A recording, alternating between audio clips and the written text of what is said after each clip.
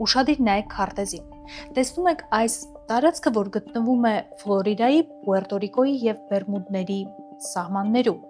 Հենց այս տարածքը համարվում է երկրագնդի վրա ամենավտանգավոր կետը, որտեղ դուք հաստատ չեք ուզում հայտնվել։ Ատլանտյան օվկիանոսի հենց այս տարածքում միստիկ ու անհասկանալի պայմաններում տասնամյակներ շարունակ անհետանում են ինքնաթիռներ, նավեր, տանելով իրենց հետ հազարավոր մարդկանց կյանքը դեպի Ատլանտյան օվկիանոսի մռայլ հատակը։ Այսօր ինքնաթիռներ ու նավեր, որոնք ունեն գերհագեցած եւ ժամանակակից նավիգատորներ ու GPS-ներ, շարունակում են անհետ կորել Բերմուդյան եռանկյունու տարածքում։ Իսկ հիմա ամենաշոկայինը Բերմուդյան եռանկյունու առեղծվածը պաշտոնապես բացահայտված է։